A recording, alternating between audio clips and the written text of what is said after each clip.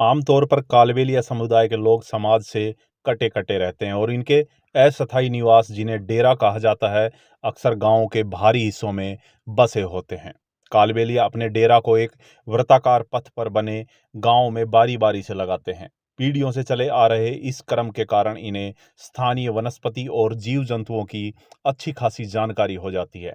इसी ज्ञान के आधार पर ये कई बार व्याधियों के आयुर्वेदिक उपचार के भी जानकार हो जाते हैं, जो इनकी आमदनी का एक और वैकल्पिक जरिया हो जाता है।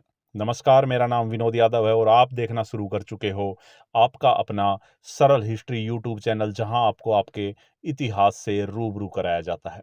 दोस्तों, अगर आप पहली बार हमारे चैनल पर आए हैं तो चैनल को सब्सक्राइब जरूर करें, क्योंकि यहां आपको इतिहास और उससे जुड़ी रोचक जानकारियों वाले वीडियो देखने को मिलेंगे। कालबेलिया नाम दो शब्दों से मिलकर बना है, काल और बेलिया। काल अर्थात स्वयं महाकाल और बेलिया अर्थात उसका बैल। कालबेलिया जोगीनाथ संप्रदाय के अंतर्गत आता है और कालबेलिया एक हिंदू धार्मिक समाज है। कालबेलिया समाज के संस्थापक जालंधर नाथ के शिष्य मढ़ीपति श्री कानिफनाथ महाराज उर्फ प्रबुद्ध नारायण जी हैं। कालबेलिया समाज के लोग विषैले सांपों से भी नहीं डरते हैं। उन्हें बीन बजाकर अपने हाथों में पकड़ लेते हैं और लोगों की सांपों से रक्षा करते हैं। कालबेलिया एक निडर जाति है। इसके अंतर्गत पंवार, बामणिया, चौहान, सोलंकी, सिंघानिया, देराड़, राठौड़, देवड़ा, भाटी, दैया, जोया आदि प्रमुख गोत्र आते हैं। यह समाज अपना आराध्य भगवान भोलेनाथ को मानता है। इस समाज के लोग व्यक्ति को मरने के बाद समाधि दे देते हैं, जिसे समाज में मिट्टी के हवाले करना कहा जाता है, और उस पर मंदिर बनाकर शिवलिंग तथा बैल चढ़ा देते हैं। फिर उन पूर्वजों की पूजा की जाती है। पौराणिक काल में कालबेलिया जोगी पूरे संसार का भ्रमण करते थे, इसलिए कहा जाता है बहता पानी रमता जोगी अच्छा लगता है। माना जाता है कि इस वंश ने कभी किसी की गुलामी नहीं सही। इस वंश के लोग विषैले सांप बिच्छुओं का झाड़ा देकर मंत्र उपचार किया करते थे। इस समाज के रीति रिवाज अद्भुत हैं।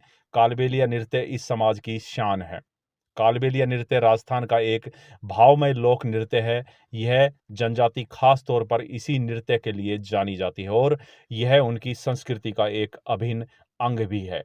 आनंद और उत्सव के सभी अवसरों पर इस जनजाति के सभी स्त्री और पुरुष इसे प्रस्तुत करते हैं। प्राचीन युग में यह जनजाति एक जगह से दूसरी जगह घुमंतु जीवन व्यतीत करती थी। इनका पारंपरिक व्यवसाय सांप पकड़ना, सांप के विष का व्यापार और सर्पदंश का उपचार करना है।